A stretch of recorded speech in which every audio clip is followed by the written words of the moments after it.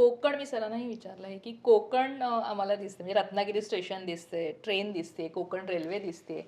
कोकणशी तुमचं नातं कसं आहे? कारण आता जसं कोकणविषयी सर्वच जण जगाच्या पाठीवर त्याचं सौंदर्याचं प्रशंसा करत हो. असतात. पण तुम्हाला कोकण किती प्रिय आहे आणि तुमच्या कोकणात तुम्ही कोकणातल्याच अगं मी आहात? कोकणातली नाहीये, हां. पण हे घडायच्या आधीच मला इतकं कोकण आवडायचं हं. की मी अशी अचानक एका ठिकाणी गेले, म्हणजे कोणाकडे तरी कधी कोकणात ना, म्हणजे गणपतीपुळ्याला ऑफकोर्स पिक्चरच्या वेळेला पहिल्यांदा गेलेले, हां. पण मला असं ना कोकणात गावच नव्हतं. तर कोकणात असं घडून आलं की मी जिथे व्हिजिटला गेले कोणाकडे तरी, तर त्या गावातली मी झाले. म्हणजे मी तिथे सचिनजी शेतकरी असल्यामुळे तरी तिकडे थोडीशी शेतजमीन घेऊन आज मी तिकडे सगळं ते एन्जॉय करते, विहीर आणि तिथलं सगळं. त्याच्यामुळे मला कोकण हा इट्स इन ग्रेट. आता मी कोकणातली, आता माझ्या पुढच्या पिढ्या ज्या कुठल्या असतील त्या कोकणातल्या असं म्हणता येईल गाव. त्याच्यामुळे Konkan is, I love Konkan belt. कारण तिथला जो साधेपणा आहे ना, तो कुठेच मला दिसला नाही. कोकण बेल्ट बद्दल मला त्या माणसांमुळे त्याचं प्रेम आहे, कोकणातल्या माणसांमुळे. सो आय रिअली होप की माझ्या कोकणातली माणसं नेहमी सुरक्षित आणि अशी पीसफुल आणि समाधानी अशीच राहू देत. पण आता सचिन सर, आत्ता तुम्ही म्हणालात तसं की कंपॅरिझन हे होणारच पहिल्या पार्टचं आणि सेकंड पार्टचं. पण आधीच्या पार्टमधली गाणी खूप सुंदर होती. म्हणजे हिरवा निसर्ग असू दे, चलाना असू दे, हे प्रत्येक वेळेला खूप फेमस झाले आणि कुठे ना कुठे ती बऱ्याच वेळेला वापरली देखील गेली.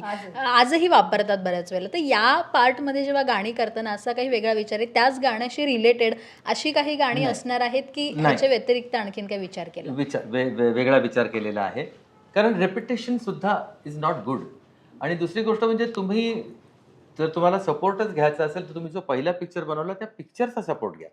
त्याच्या एलिमेंटचा तुम्ही सपोर्ट घेतला, ह्याचा अर्थ तुम्ही स्वतःला रिपीट करताय. लोकांना काहीतरी नवीन पण पाहायचं आहे, कळलं की नाही? तर तुम्ही तशाच प्रकारची करमणूक देताय का, ते जास्त महत्वाचं आहे. तीच करमणूक तुम्ही एका जोकवरती तुम्ही पुन्हा नाही असू शकत. तुम्ही एकदाच असू शकणार त्या जोकवरती. आणि तोच जोक मी जर परत मारला तर तुमच्याकरता तो नवीन नाही आहे जोक, तो तुम्ही हसणार नाही. त्यामुळे मला तुम्हाला नवीनच सांगावा लागणार काहीतरी. तशातला भाग आहे. ही गाणी सुद्धा जी या पिक्चरची आहे ती पण एक खूप वेगळी जरी नसली, आपल्यातलीच असली तरी सुद्धा ती खूप एंटरटेनिंग आहे. एक गाणं काल रिलीज झालंय, ते गणपतीचं गाणं आहे जे सिनेमाच्या शेवटी येतं. पण ते गाणं एका दिवसात सावंतनी प्लेलिस्टमध्ये आणलं, एका दिवसात त्यांच्या टॉप चार्टमध्ये. कारण त्याची ती पॉप्युलॅरिटी तेवढी झाली. आणि हे गाणं असं आहे की ते हळूहळू ग्रो होत जाणार. आणि ते काल आणण्याच्या मागचं कारण असं आहे की गणपती 7 तारखेला आहे आपले, आणि ते गणपतीचं गाणं आहे. आणि ते गणपतीचं गाणं ज्या दिमाखात लोकांपर्यंत ते पोहोचवलं जाणार, गणपती उत्सव जे साजरे करतात त्यांच्या मार्फत. कारण हे गाणं माझं काल रिलीज झाल्यानंतर ते गाणं माझं कुठे आहे? ते माझं नाहीच आहे. ते एक तर बाप्पाचं गाणं आहे आणि सगळ्या भक्तांचं गाणं आहे.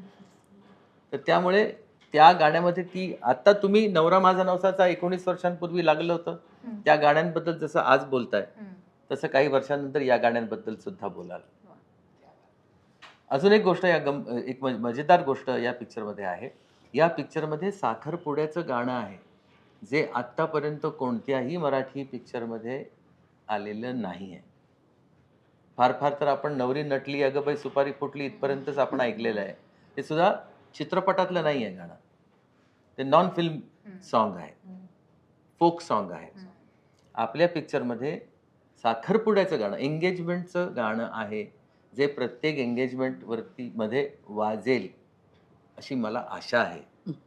जसं डोहाळ जेवणाला कोणीतरी येणार येणार ग जसं वाजलं जातं, तसं साखरपुड्याला हे पण गाणं वाजलं जाईल अशी मला आशा आहे.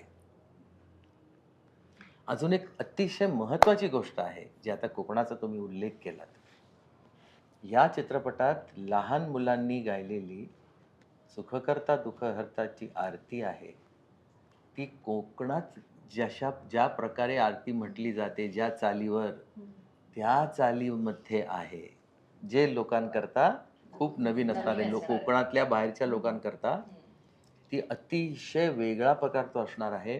आणि त्याची चाल इतकी जास्त लोभस आहे की ते तुमच्या मनामध्ये घुसणारच ती चाल कोणत्याही परिस्थितीत. अशा काही गोष्टींवरती आपण काम केलेलं आहे या पिक्चरमध्ये. तर ज्याच्यामुळे ते आता शेवटी मराठी माणसांनी मराठी चित्रपट का बघावा, त्यातले जर हिंदी एलिमेंट्स त्याला जर दिसणार असतील किंवा अमराठी एलिमेंट्स आपण म्हणूया, चला हिंदी नको म्हणूया आपण, अमराठी एलिमेंट्सच दिसणार असतील त्याला, तर त्यांनी मराठी चित्रपट का बघावा? त्यांनी का बघावा? तर त्याला मुळ्या गोष्टी पाहायला मिळतात, अनुभवायला मिळतात, एन्जॉय करायला मिळतात. तुम्हाला कळतंय? तर तसंच असेल तरच. आणि हा चित्रपट नवरा माझा नवसाचा 2 हा चित्रपट कंप्लीट पूर्णतः मराठी आहे, ज्याचा मला अभिमान आहे. गणपती बाप्पा मोरया.